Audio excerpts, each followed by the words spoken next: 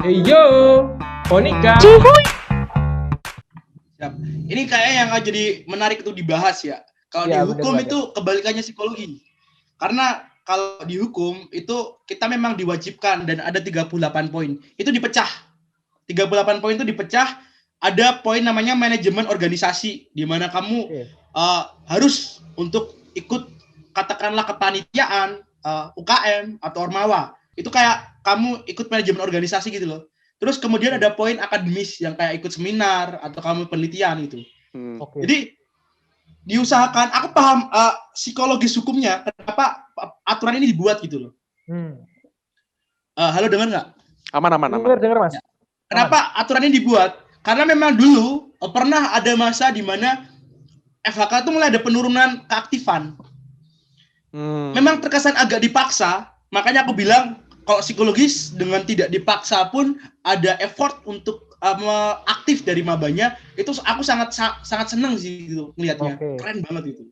Kalau di kami dipaksa untuk aktif, sedikit agak bertentangan sebenarnya dengan kita tuh udah mahasiswa, kita harus bisa memilih seperti ini. Tapi dulu ketika aku ngobrol sama dekanku, Bu, kenapa sih kita harus dipaksa, Bu? Kayak gini. Ternyata dari dekan sendiri bilang, kita menyesuaikan dengan standar pekerjaan loh. Ketika memang ada namanya surat keterangan pendamping ijazah, kalau teman-teman pernah dengar. Di situ kan ada poin keaktifan organisasi-organisasi apa yang akan diikuti SKPI itu loh. Iya, SKPI. Dengan itu harapannya. Mungkin buat kedepannya kalau mau ngelamar ke perusahaan itu kan yang dilihat kan memang pengalaman. Ya, benar. Tapi menurut dari Mas Bakti sendiri, penting nggak sih adanya fakultas mewajibkan adanya sistem poin tersebut ke mahasiswa-mahasiswa itu? Oke, itu menarik untuk dibahas. Gini, karena mungkin untuk hal itu ya, aku lihat memang culture kebiasaan di teman-teman hukum dan psikologi beda, sangat-sangat beda gitu. Kalau di teman-teman psikologi saya lihat inisiatif cukup tinggi ya untuk dia aktif mengikuti kegiatan itu. Karena aturan menghendaki kita untuk aktif, ya saya aktif. Tapi mungkin kalau ketika aturan tidak menghendaki kita aktif, ya udah mungkin yang terjadi akan sangat-sangat tidak aktif gitu. Karena dulu kata dekan saya pernah terjadi seperti itu gitu loh. Ketika poin tidak diwajibkan, itu benar-benar dari UKM, Ormawa, hampir mati semua gitu loh. Oh iya, benar.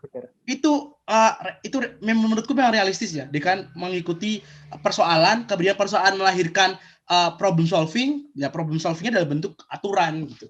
Itu dari kakak.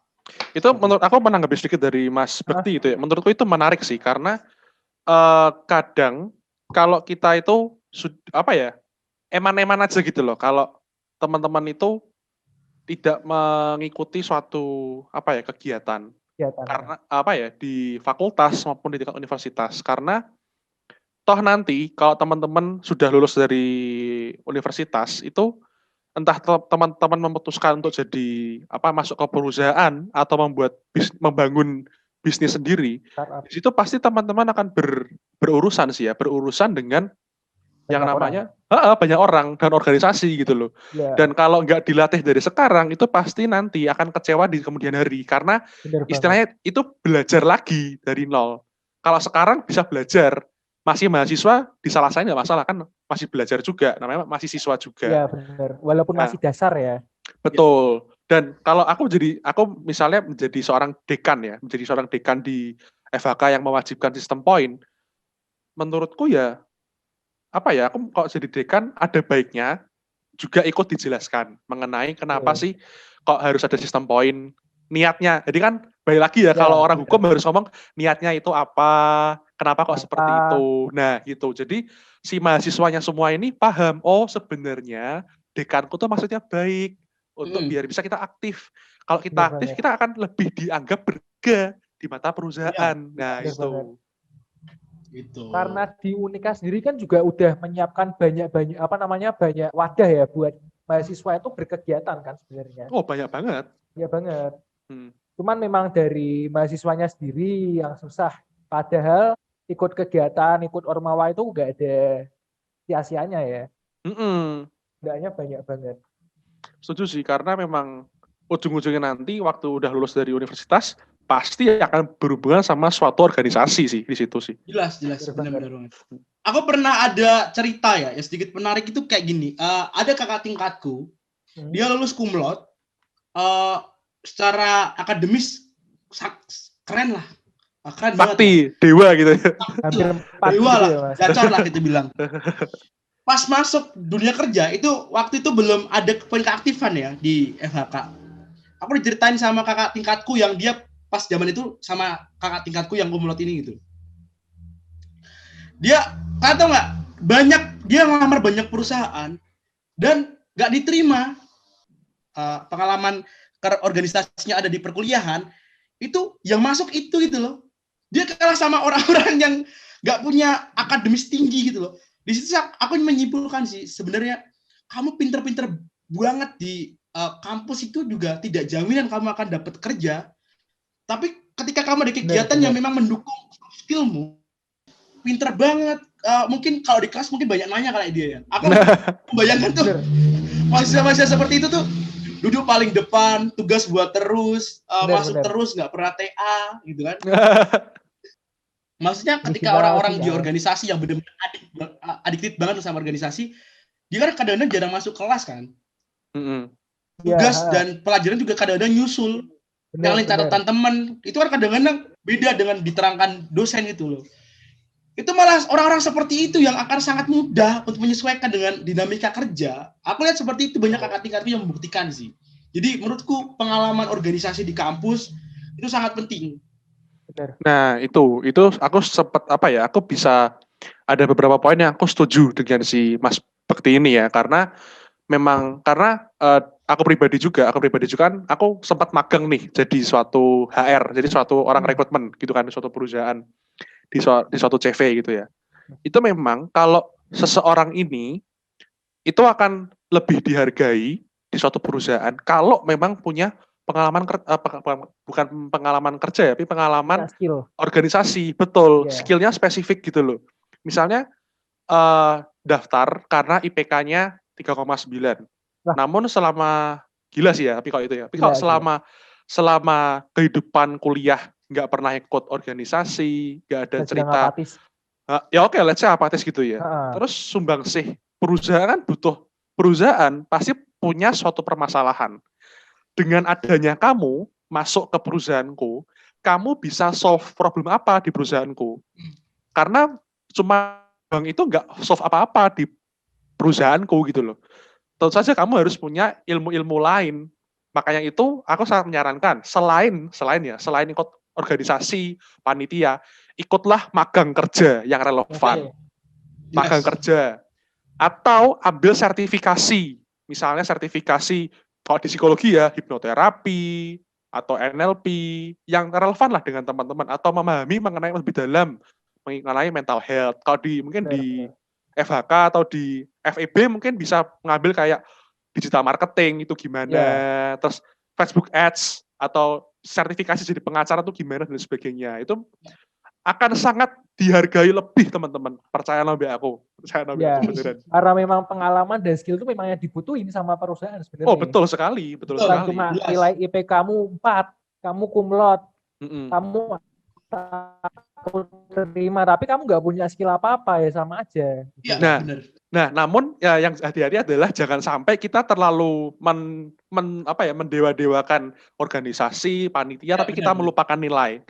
Karena nilai ini sebenarnya tetap menjadi penting karena nilai ini adalah indikator tanggung jawabmu dengan pilihan fakultas yang kamu ambil.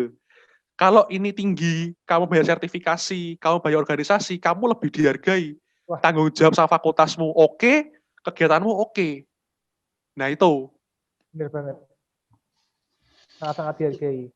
Ya, selain itu sih aku menambahkan gini sih, dalam organisasi setahu selama aku ikut katakanlah BEM ya, aku banyak ketemu stakeholder yang memang kayaknya kok nyambung ya sama bidang pekerjaanku besok ya, pekerjaan yang bisa Bapak berikan. Kayak contoh gini lah, aku kalau nggak masuk BEM, mungkin aku nggak bakal kenal sama alumniku yang udah jadi pengacara terkenal di Jakarta.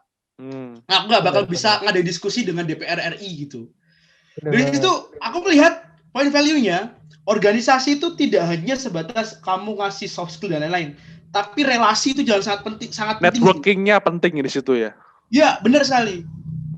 Bahkan kemarin aku sempat ngobrol bla bla bla karena setelah ikut diskusi Bapak itu jadi narasumber di diskusi kami, akan rawat ini loh tetap jalan komunikasi sama beliau. Sampai beliau itu bilang, kapan lulusnya? Boleh loh kamu magang di law firmku di Jakarta tanpa aku minta gitu loh. Jadi itulah, tolong digarisbawahi untuk masalah organisasi teman-teman dipertimbangkan. Jangan jadi mahasiswa yang hanya datang, mendengarkan, kemudian pulang gitu loh. Bahkan sebenarnya kita bisa pilah-pilah kok. Misal besok Mas Oksi jadi HRD, cobalah untuk sedikit experience lah.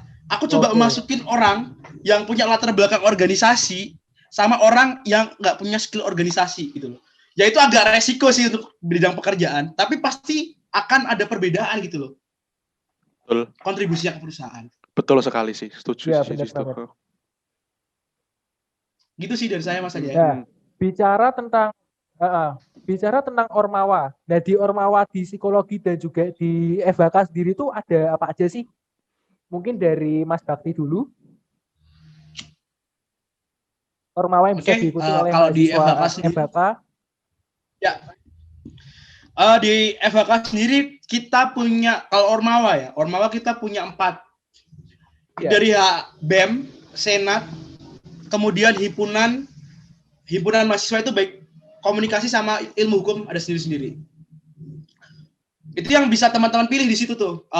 Itu Ormawanya beda-beda untuk cara kerjanya. Kalau teman-teman lebih suka orang-orang yang memang membuat aturan, kemudian menjadi jembatan atau jembatan aspirasi teman-teman mahasiswa, itu teman-teman bisa masuk Senat.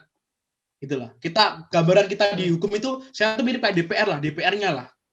Tapi nggak DPR yang suka tidur di ruang rapat. Dari mahasiswa. Aduh. Kerja gitu. Waduh. Nggak kayak DPR kita ini. Tidur waktu keras. Tapi kalau teman-teman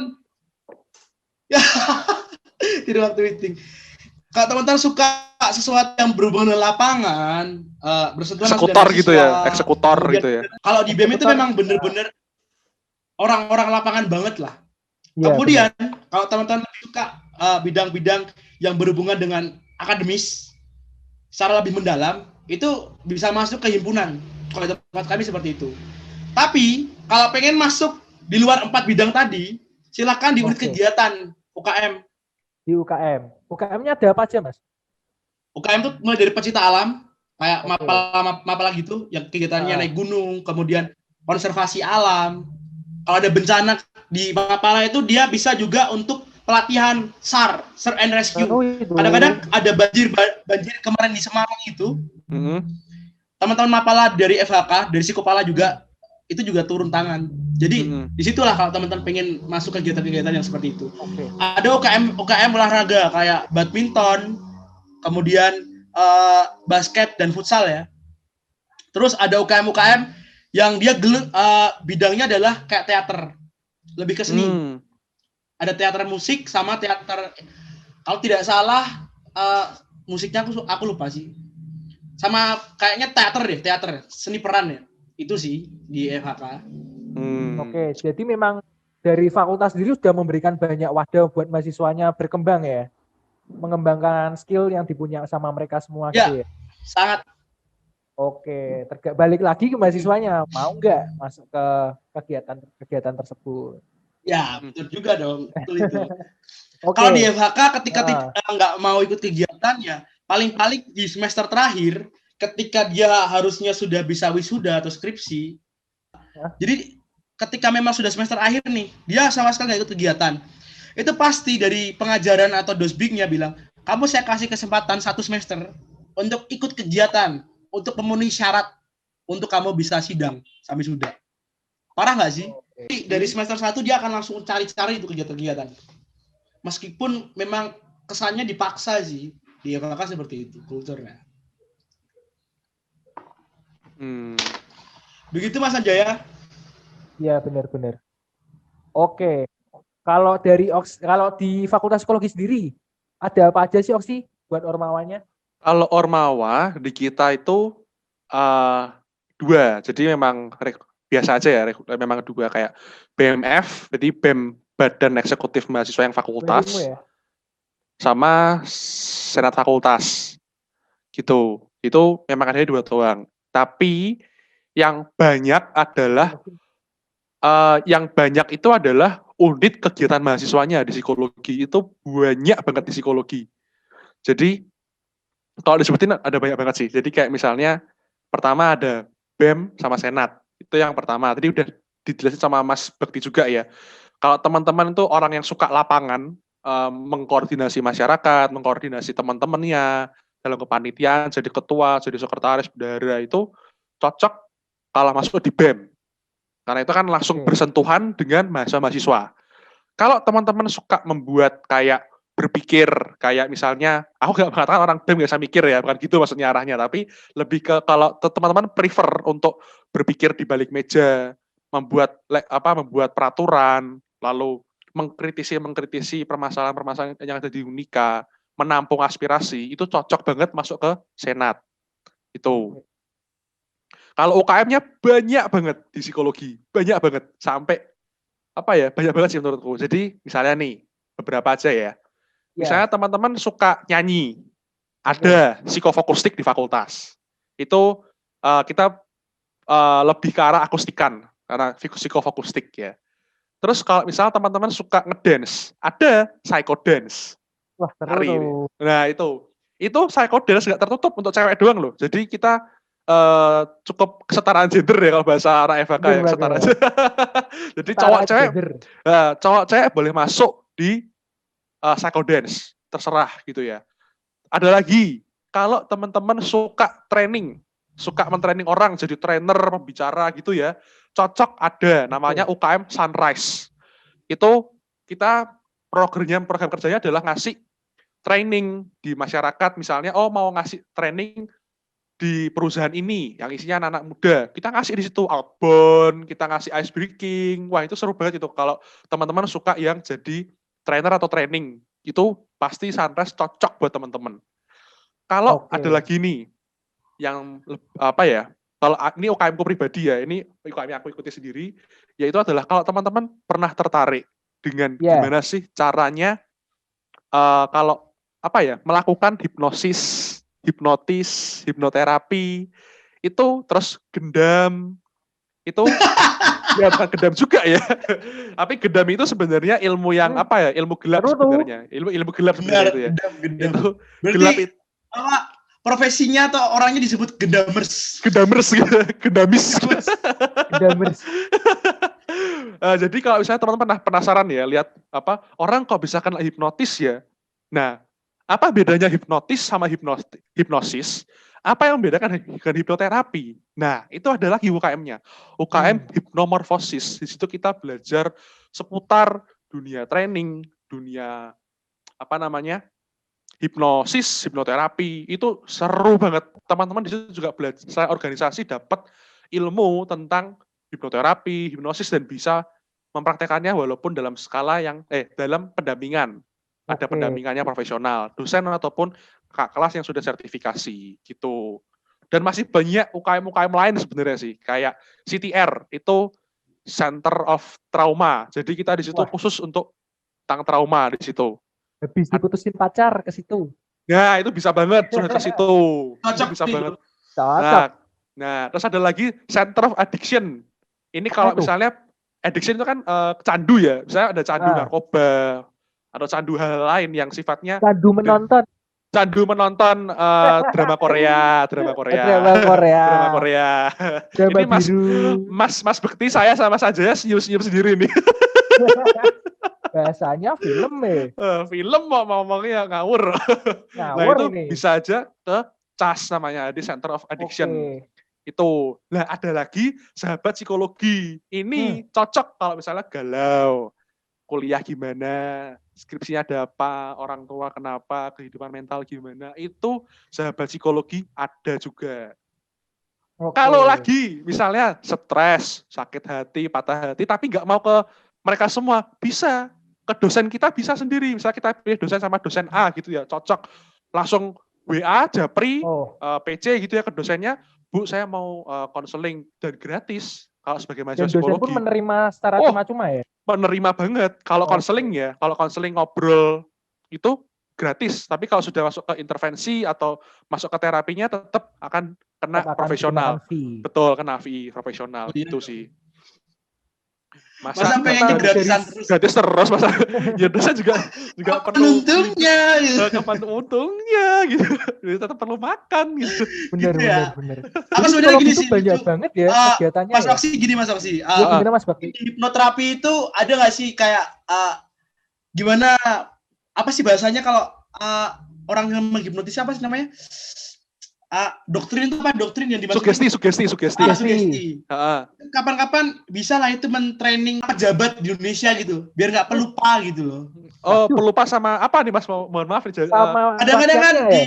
kampanye kayak menjanjikan sesuatu ya. Kalian harus seperti ini, saya akan menjanjikan seperti ini. Pas waktu jadi nggak dijanjikan, yang dijanjikannya kelupaan ya. Namun mungkin kalau ke ranah situ apa hipnoterapi atau hipnosis nggak bisa ya Mas ya. Namun yang menjadi Gendam, menarik Pak, ya? adalah Gendam. bukan gendam juga sih sebenarnya. Gendam. Nah, sebenarnya yang jadi menarik adalah kalau kita berbicara mengenai dunia komunikasi ya, kita menyampaikan suatu pandangan kita, menyampaikan mengenai apa namanya ya, opini kita, pendapat kita, itu kita bisa sisipkan ilmu hipnosis. Supaya apa sih? Supaya apa gitu ya? Supaya apa? Supaya bisa orang lain menangkap yang kita maksud dan percaya mengenai itu. Dan itu banyak dipelajari oleh pembicara-pembicara terkemuka.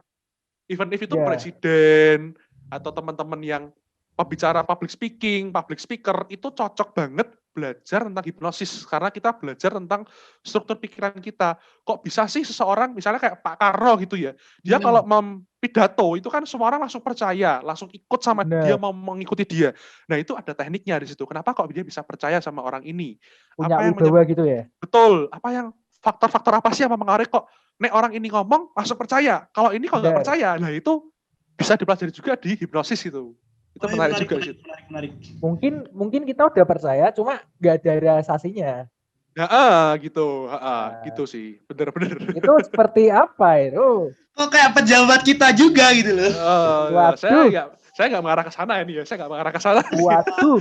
Kalau ntar tiba-tiba ada tukang bakso lewat kan repot saya. Bakso berikan gitu. Nanti dengan Mas Kaisang lewat.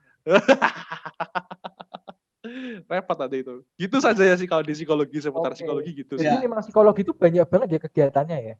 Wah, banyak banget sih sebenarnya. Itu kalau kita disediain daftar UKM-nya sampai bingung, masuk yang mana ini?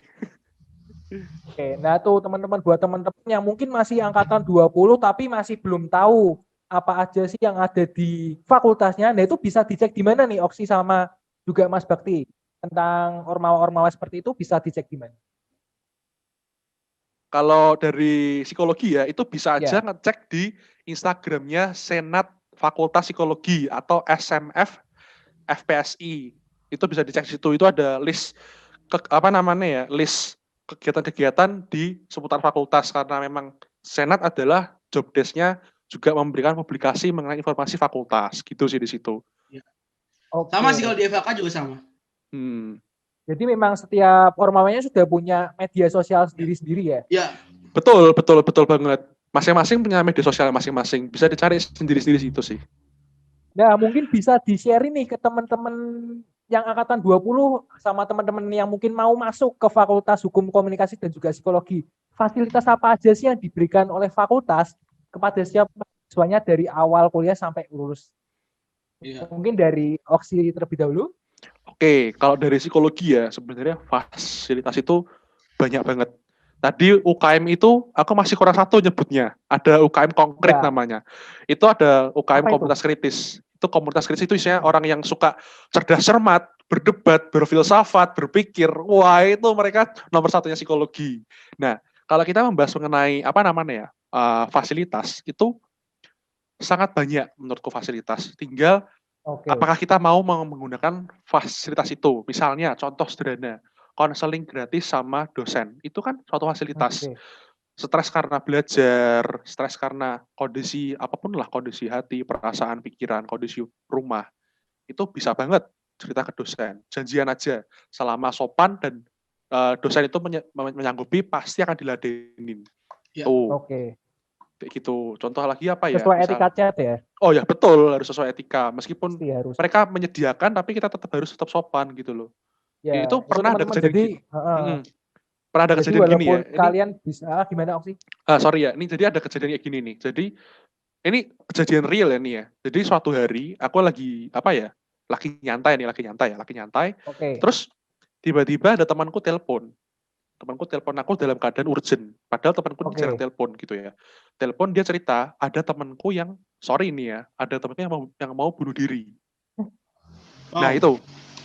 Nah, aku di situ tetap tenang ya, karena ini tips ya teman-teman ya. Kalau menghadapi teman yang ingin yang sudah putus asa dan ingin mengakhiri hidupnya, teman-teman sendiri jangan panik, tetap tenang. Itu kalau sama-sama panik, nggak ada yang nenangin. Malah kebablasan. Malah nggak ada yang selamat nanti malahan, bisa jadi gitu. Sama-sama jatuh nanti. Nah misalnya gitu. Kok gelap? Mau nyelamatin tapi ikut mati. Ini dark joke ya. Kok gelap? Tadi tolong disensor ini ya. Editor berkelas, tolong ya editor berkelas ya. Gelap ini. Nah, itu kalau saat dalam kondisi seperti itu kita tetap harus tenang. Nah, di situ karena kebetulan aku sama temanku yang telepon ini sama-sama dari anggota UKM hipnomorfosis di situ ya. Jadi kita menangani dengan cara hipnoterapi sederhana. Kita memberikan relaksasi, kita menenangkan pikiran dia. Dan kita tetap juga mendengarkan apa yang dia ceritakan. Itu yang paling utama.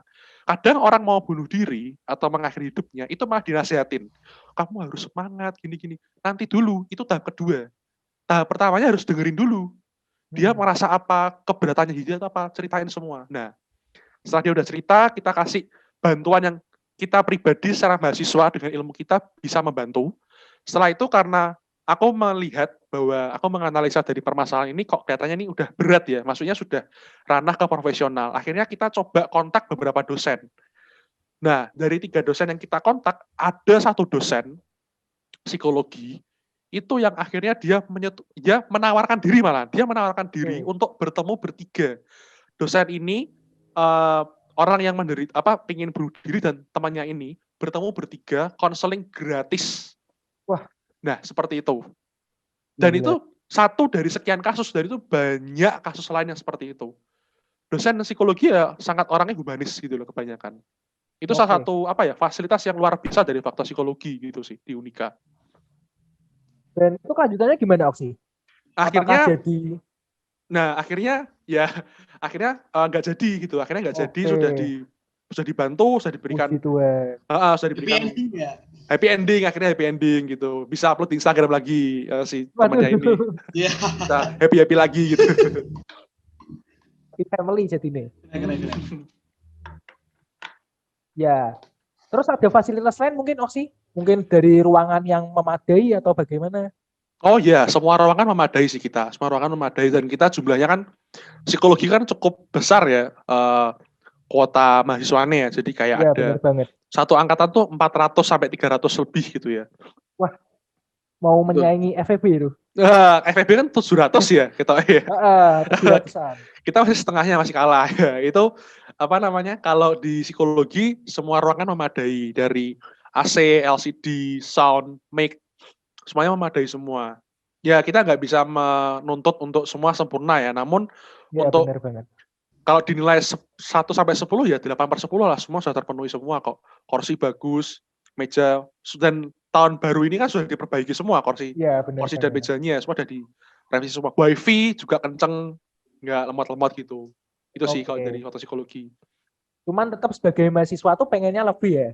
Bener nggak selalu sih? pengen lebih gitu. Ya bener. Manusia gak ada habisnya kalau pengen terus. Bener. Ya mungkin kalau dari FHK sendiri ada nggak Mas Bakti fasilitas-fasilitas penunjang dari awal masuk kuliah sampai akhir kuliah? Ya, kalau di FHK sendiri nggak jauh beda sama psikologi. Untuk fasilitas penunjang, baik itu untuk soft skill, kemudian untuk hobi, itu kita ada semua ya. Dari soft skill itu kita punya orma-ormawa. Kalau akademis, kita punya himpunan. Ya memang kita secara khusus dia melatih tentang fokusnya di akademik. Kemudian kita Oke. punya yang namanya BKBH. BKBH itu semacam bantuan hukumnya untuk dari FHK sendiri. Kayak kayak kantor hukumnya dari FHK. Di situ teman-teman bisa belajar di situ tuh.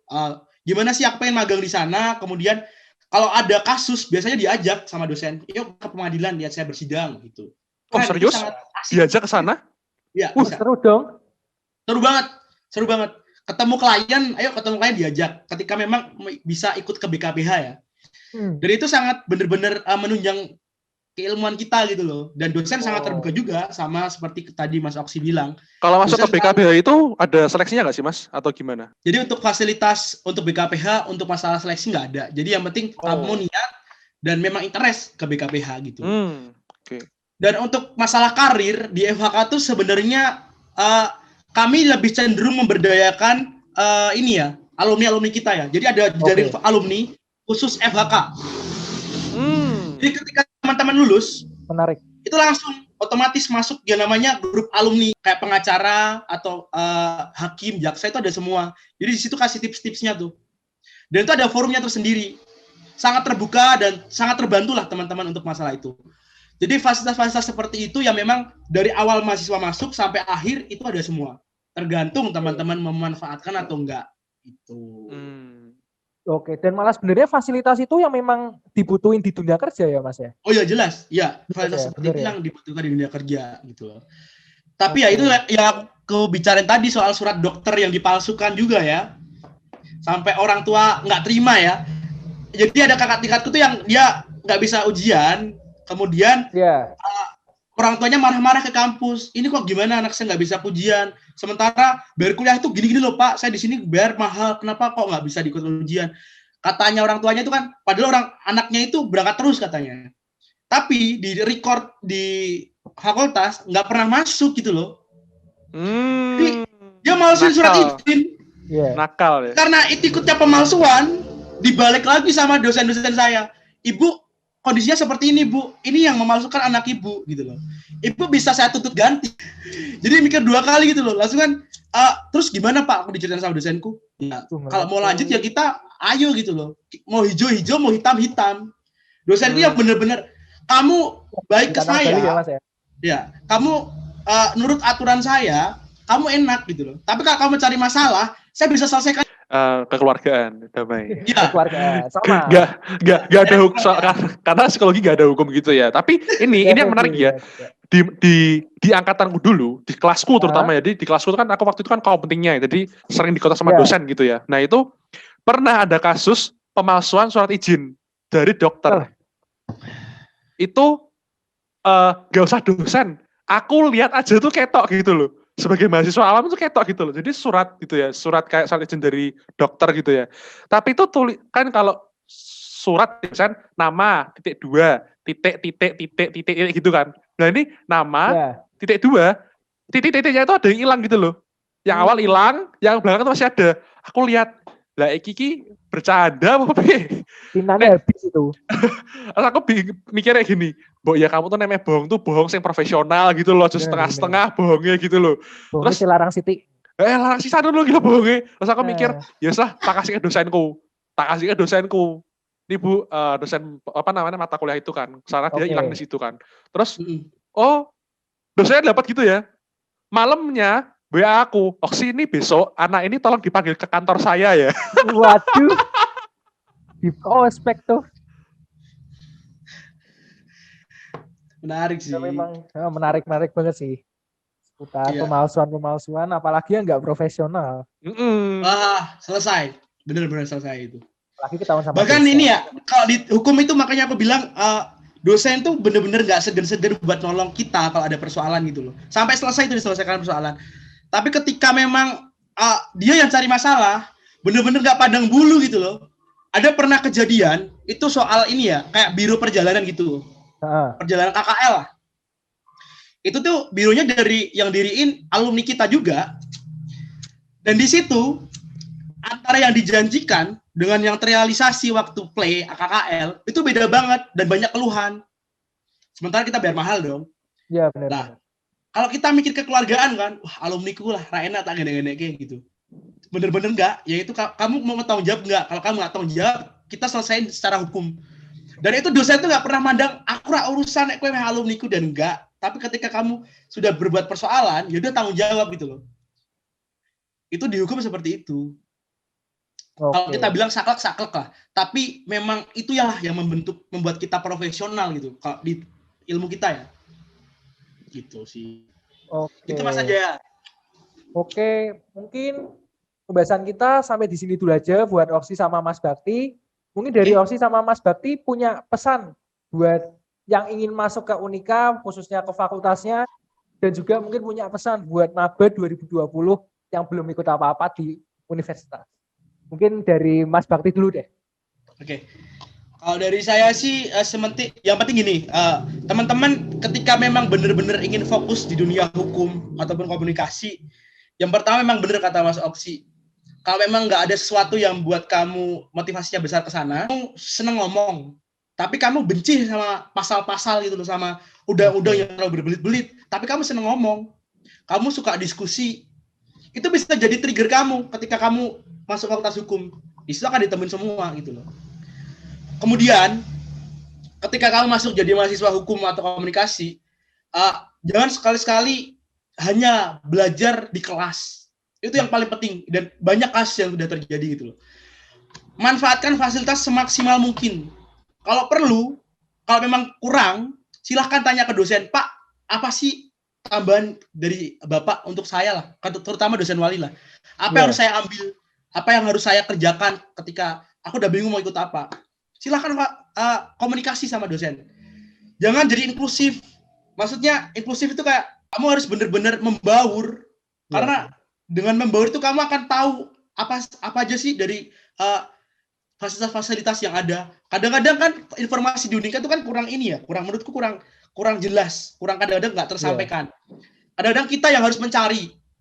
Kalau memang kampus kamunya yang aktif, jangan nunggu kampus yang memberikan kepadamu gitu loh. Carilah, pasti dapat kok. Pasti akan ada jalan kok. Gitu. Jadi poinnya saya adalah ketika kamu jadi mahasiswa di FAK maupun di fakultas manapun lah, aktiflah, tapi akademis tetap jalan. Itu sih dari aku. Sorry guys, aku potong dikit ya. Ini aku sudah dicariin di fakultas. Aku titip pesan untuk teman-teman semua tahun 2020. Semangat kalau mau masuk ke ke UKM, ke Ormawa, masuk aja. Nggak akan rugi. Timbang-timbang dulu, mumpung tahun ini akan ada pembukaan Ormawa dan UKM. Tetap semangat, semua dosen-dosen akan terbuka. Kalau mau bingung-bingung, tanya seputar UKM Hipno, bisa kontak aku di Instagram, itu terbuka banget. Mungkin juga teman-teman yang kenal bisa kontak aja sama kakak kelas, santai aja lah. Kita sama-sama psikologi pasti mau saling membantu sih. Gitu sih kalau dari aku. Aku pamit dulu deh, boleh, ini aku sudah dicari soalnya sama asesornya. Ini sekalian aku tutup aja. Oke. Jadi itu ya guys, teman-teman yang ada di rumah, dengerin kata-kata dari Mas Bakti juga sama Kak Oksi.